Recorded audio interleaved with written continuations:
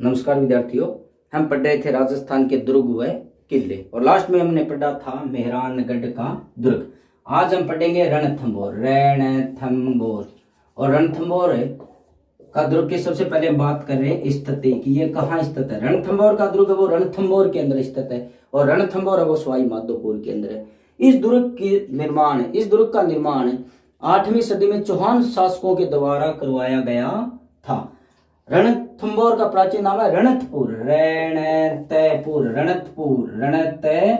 रणतपुर अर्थात रण की घाटी में स्थित नगर है। ये दुर्ग है वो वन दुर्ग की श्रेणी में आता है। वन मानी जंगल के बीच में बना हुआ दुर्ग और दूसरी इसकी विशेषता गिरी मानी पहाड़ पर बना हुआ दुर्ग। ये एक ऐसे पहाड़ पर बना हुआ है, जंगल के बीच में एक पहाड़ पर यहाँ बना हुआ दुर्ग और चारों ओर पहाड़ियों से ढका हुआ है। चारों ओर पहाड़ियों से ढका होने के कारण अकबर का दरबारी कवि अबुल फजल इसके बारे में क्या कहता है कि अन्य सब दुर्ग नंगे हैं लेकिन ये तो बख्तर बंद है, यानी चारों ओर पहाड़ों से ढका हुआ है। इस किले के अंदर जो प्रवेश द्वार हैं, जो दरवाजा है वो कौन कौन से हैं। दरवाजा, इस किले के अंदर जो प्रवेश द्वार है दरवाजा है वो दरवाजा है सूरज पोल, गणेश पोल, हाथी पोल और त्रिपोलिया दरवाजा जिसको अंधेरी दरवाजा भी कहते हैं, जिसे अंधेरी दरवाजा भी कहते हैं। और इस किले के अंदर एक नवलखा दरवाजा वो रणथंभौर के किले के अंदर है। लेकिन नवलखा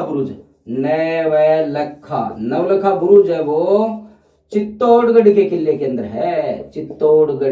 नवलखा बुरुज चित्तौड़गढ़ के किले के अंदर है और नवलखा दरवाजा वो रणथंभौर के किले के अंदर है। अब इस किले के अंदर कौन कौन से महल बने हुए हैं। इस किले के अंदर जो महल बने हुए हैं वो बने हुए अमीर महल, अमीर की कचहरी, अमीर की कचहरी, रानी महल, सुपारी महल, बादल महल, रानी महल, सुपारी महल, रानी महल, सुपारी महल,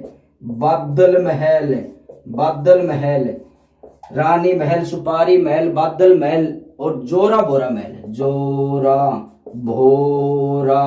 महल। ये महल इस किले के अंदर बने हुए हैं। इस किले के अंदर एक जोगी महल बना हुआ है। जोगी महल को राजस्थान सरकार के वन विभाग ने सन 1961 में और इसको विश्राम गृह घोषित कर दिया है।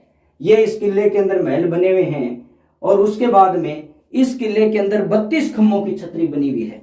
इस किले के अंदर 32 खम्भों की छतरी बनी हुई है। 32 खम्भों की छतरी देखिए भाई, राजस्थान में सबसे ज्यादा 84 खम्भों की छतरी है वो बूंदी में, 80 खम्भों की छतरी है वो अलवर में है और 32 खम्भों की छतरी है वो रणथंभौर सवाई माधोपुर में है। 32 खम्भों की छतरी है वो इस किले के अंदर बनी हुई है। ये छतरी रणथंभौर के राजा हमीरदेव चौहान ने अपने पिता जेतर सिंह की याद में बनवाई थी। हमीरदेव चौहान ने अपने पिता जेतर सिंह की याद में 32 खम्भों की छतरी बनवाई थी। इस किले के अंदर देवालय मंदिर कौन कौन से हैं। इस किले के अंदर प्रसिद्ध मंदिर है त्रिनेत्र गणेश मंदिर है।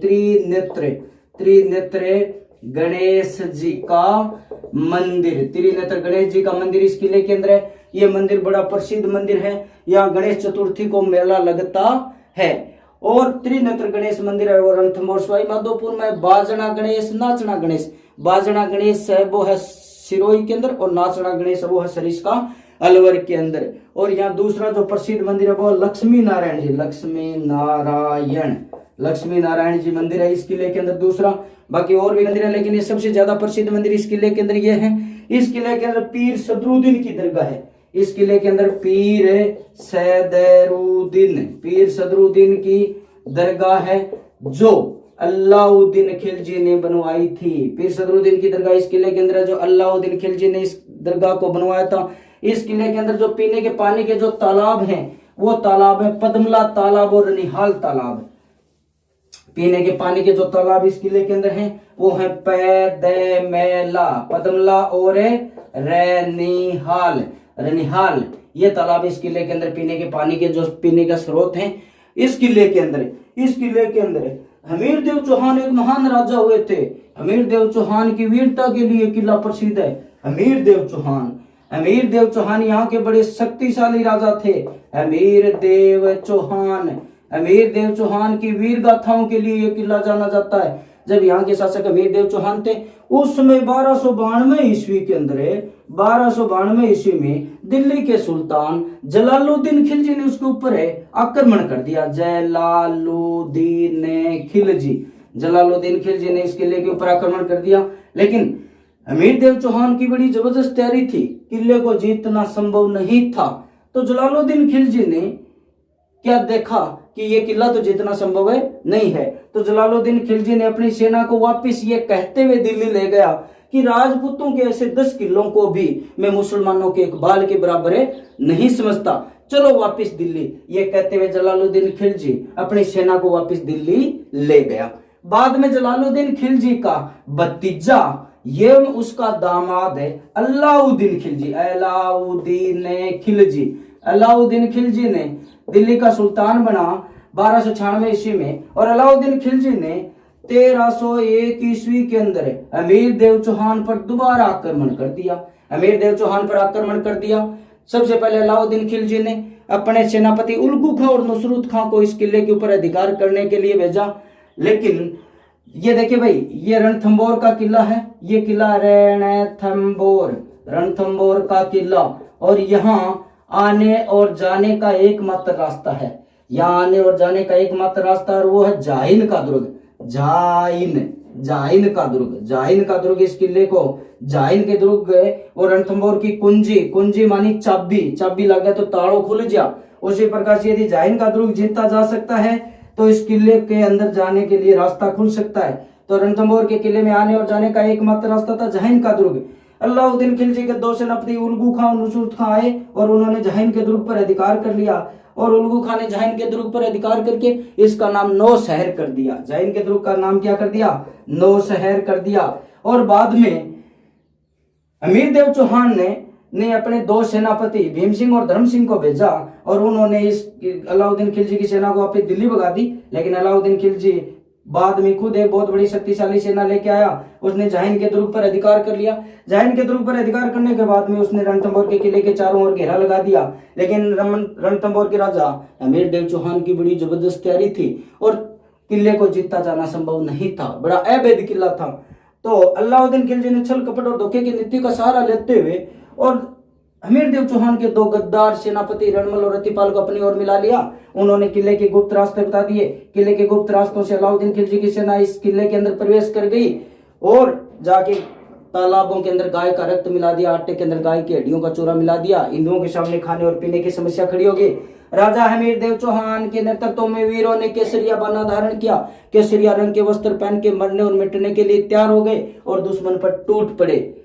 और वहीं रानी रंग देवी, हमीर देव की रानी रंग देवी के नेतृत्व में रानियों ने राणा हमीर देव की रानी रंग देवी और उसकी बेटी देवल के नेतृत्व में रानियों ने जल जोहर किया, यानी जल में छलांग लगा के अपनी जीवन लीला समाप्त कर दी। 11 जुलाई 1301 ईस्वी के अंदर रणथंबोर के किले पर अलाउद्दीन खिलजी का अधिकार हो गया।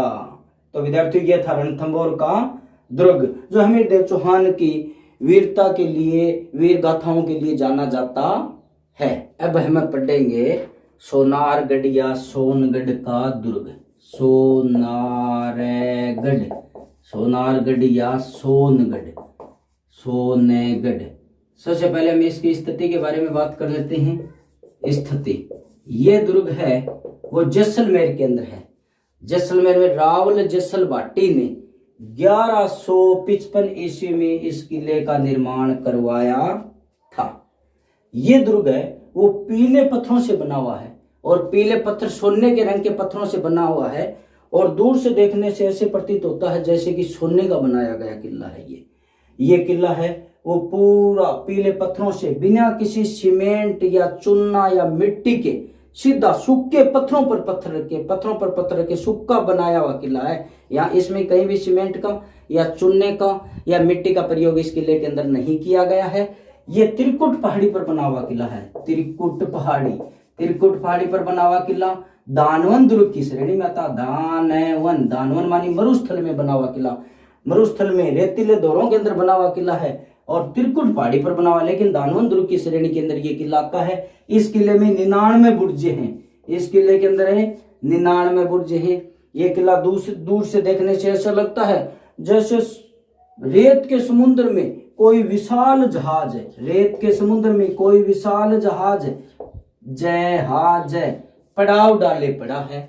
इसको रेगिस्तान का गुलाब है और राजस्थान का अंडमान भी कहते हैं। इसे रेगिस्तान का गुलाब, रेगिस्तान का गुलाब व राजस्थान का अंडमान भी कहते हैं। अंडमान क्यों कहते हैं? देखिए भाई, अंडमान निकोबार द्वीप समूह समुद्र के बीच में स्थित है, उसी प्रकार से ये रेत के बीच में स्थित है और इसलिए इसको राजस्थान का अंडमान कहते हैं। ये किला दूर से देखने से ऐसे लगता है जैसे कोई शेर है वो अंगड़ाई ले रहा है, ऐसे ये किला लगता है। इसके दोहरे परकोटे को कमरकोट कहते हैं। इसके चारों ओर दोहरा परकोटा है, उसको बोलते हैं कमरकोट। दोहरे परकोटे को कमरकोट के नाम से जाना जाता है। इस किले में कौन कौन से महल बने हुए? इस किले में जो महल बने हुए हैं वो विलास महल वो राजा अक्षय सिंह ने बनवाया था। इस किले में जो विलास महल बना हुआ है विलास महल वो राजा अक्षय सिंह ने इस महल का निर्माण करवाया था। ये महल है वो बहुत ही सुंदर कलाकृति के लिए जाना जाता है। बहुत ही सुंदर डिजाइनिंग आकार प्रकार के अंदर इस महल का निर्माण करवाया गया था। इस किले के अंदर दूसरा जो महल है वो रंग महल और मोती महल है। रंग महल व मोती महल ये दोनों महल हैं। ये बहुत ही सुंदर आकार प्रकार में, डिजाइन में, काट के जाली झरोखों के लिए ये महल प्रसिद्ध है, रंग महल और मोती महल। इन महलों के अंदर जाली झरोखों और पुष्प लताओं, सबसे ज्यादा जाली झरोखे, सुंदर जाली झरोखा और फूलों के प्रकृति के चित्र इस महल के अंदर बनाए गए हैं। और अगला इसमें महल है मोती महल। जो है मोती महल को सालिम सिंह की हवेली के नाम से भी जाना जाता है। मोती महल को सालिम सिंह की हवेली, और वैसे हवेलियों का नगर है वो है जैसलमेर। हवेलियों का नगर जैसलमेर है और मोती महल को सालिम सिंह की हवेली के नाम से जाना जाता है। इसमें गज विलास और जवाहर विलास महल है। गज विलास है और जवाहर विलास महल है। और ये दोनों महल, गज विलास और जवाहर विलास महल है, वो बहुत ही सुंदर पत्थर की कटाई के लिए, सुंदर डिजाइन के लिए, पत्थर की कटाई के लिए प्रसिद्ध है। इस किले के अंदर बादल महल है वो बहुत ही सुंदर प्राकृतिक चित्र इसके अंदर बनाए गए, प्रकृति के चित्र इसके अंदर बनाए गए। बादल महल के अंदर प्रकृति के पेड़ पौधों के, पशु पक्षियों के, फूलों के चित्र इसके अंदर बनाए गए हैं। इस किले के अंदर ये प्रसिद्ध महल है। उसके बाद में इस किले में देवालय यानी देवी देवताओं के जो मंदिर हैं वो कौन कौन से देवालय इस किले के अंदर बनाए गए हैं? तो देखिए भाई, इसमें एक तो जैन धर्म के प्रथम तीर्थंकर ऋषभ देव या आदिनाथ का दूसरा नाम ऋषभ देव, और जैन धर्म के 23वें तीर्थंकर पार्श्वनाथ और एक संभवनाथ। जैन धर्म के कुल 24 तीर्थंकर हैं। 24 तीर्थंकरों में एक संभवनाथ है। इनके मंदिर बहुत ही सुंदर आकार प्रकार डिजाइन में बनाए गए हैं। ये मंदिर देखने से ऐसे लगता है जैसे देलवाड़ा के जो मंदिर है वो आबू के अंदर है, माउंट आबू सिरोही के अंदर। देलवाड़ा के मंदिर माउंट आबू सिरोही में, इन मंदिरों को देखने से ऐसे लगता है जैसे हमने माउंट आबू सिरोही के मंदिर हैं उनसे इनकी तुलना की जा सकती है। इसके अंदर सवांगिया माता का मंदिर है। सवांगिया माता जैसलमेर के भाटी शासकों की कुल देवी है उसका मंदिर इस किले के अंदर बना हुआ है। इस किले के अंदर एक कुआं बना हुआ है और उस कुआं का नाम है जसुल कुआं। जसुल कुआं है। इसके बारे में किंवदंती है कि भगवान श्री कृष्ण ने सुदर्शन चक्र से इस कुएं का निर्माण करवाया था। ये किला सोनारगढ़ का किला जैसलमेर में, जो राजस्थान का दूसरा लिविंग फोर्ट है, दूसरा आवासीय दुर्ग है। लिविंग फोर्ट मानी आवासीय दुर्ग, यहाँ लोग रहते हैं। आवासीय दुर्ग, इसके अंदर लोग वो अपने घरों में रहते हैं। तो राजस्थान का दूसरा आवासीय दुर्ग है वो है जैसलमेर का दुर्ग। लेकिन राजस्थान का पहला आवासीय दुर्ग है वो कौन सा है? चित्तौड़गढ़ का दुर्ग। पहला राजस्थान का पहला आवासीय दुर्ग कौन सा है? चित्तौड़गढ़ का दुर्ग। चित्तौड़गढ़ का दुर्ग। अब देखिए भाई, इस किले के अंदर एक पुस्तक भंडार है और उस पुस्तक भंडार का नाम यानी पुस्तकालय है, उसका नाम है जिनभद्र सूरी पुस्तक संग्रहालय। उसका नाम है जिनभद्र सूरी पुस्तक भंडार है। और यहाँ हस्तलिखित ग्रंथों का बहुत बड़ा भंडार है। यहाँ हाथों से लिखी हुई किताबें बहुत बड़ी मात्रा में मिलती हैं। हाथों से लिखी हुई किताबें, हाथों से लिखी हुई बहियां, और यहाँ ताड़ के पत्तों पर बड़े बड़े लेख यहाँ लिखे गए हैं। ये किला रेतीले टीलों में बना हुआ है और रेतीले टीलों में बना होने के कारण यहाँ जाने में बहुत ज्यादा मेहनत करनी पड़ती है। इसलिए इस किले के बारे में कहा गया है कि घोड़ा कीजिए काठ का और पग कीजिए पाषाण, अख्तर कीजिए लोहे का तब पहुंचे जेसाण। इस किले के बारे में कहा गया है घोड़ा कीजिए काठ हो तो घोड़ो है, और पग कीजिए पाषाण यानी पत्थर का पैर हो में, पग कीजिए पाषाण। अख्तर कीजिए लोहे का, अख्तर होगा वो लोहा को है, अख्तर कीजिए लोहे का तब पहुंचे जेसाण। तब आप जाके जेसाण पहुंच गए। यानी आपने पत्थर का पैर होगा ना, पग कीजिए पाषाण, पत्थर का पैर होगा तो ही आप बैठे जाके पहुंच गए। अर्थ यह है कि यहाँ जाने के लिए बहुत ज्यादा मेहनत करनी पड़ती है। इसलिए इस किले के बारे में यह कहा गया है। सोनारगढ़ के किले पर भारतीय डाक विभाग ने सन 2009 में डाक टिकट जारी किया है। इस किले में 2.5 शाखा होने के प्रमाण मिलते हैं। 2.5 शाखा, इस किले में 2.5 शाखा।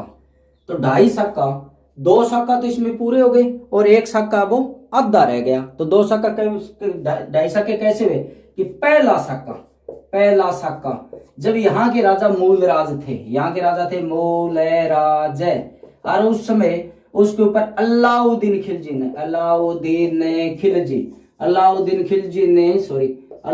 खिलजी ने आक्रमण कर दिया। तो ये सोनारगढ़ के किले का पहला शाखा था। इसके समय है वो अनिश्चित है, कोई भी इतिहासकार है वो सही समय नहीं बता रहा है, अनिश्चित समय है वो, अनिश्चित समय। उसके बाद में दूसरा शाखा कब हुआ? जब यहाँ के राजा राव दुद्दा थे, उस समय उनके ऊपर फिरोज शाह तुगलक ने आक्रमण कर दिया था। फिरोज शाह तुगलक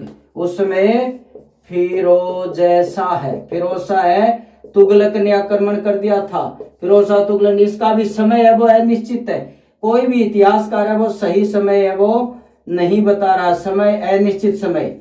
और जो तीसरा शाखा वो अर्ध शाखा कहलाता। तीसरा अर्ध शाखा कैसे कहते हैं? देखिए भाई, अर्ध शाखा जब वीर पुरुष केसरिया बाना धारण कर लेते थे, वीर पुरुष लड़ते हुए युद्ध में वीर गति को प्राप्त हो जाते थे, लेकिन रानियां जोहर नहीं करती थी, तो वो शाखा है वो अर्ध शाखा कहलाता था। तो तीसरा अर्ध शाखा कब हुआ? तीसरा अर्ध शाखा 1550 ईस्वी में हुआ। इसका समय निश्चित है। उस समय तीसरा शाखा वो 1550 ईस्वी में।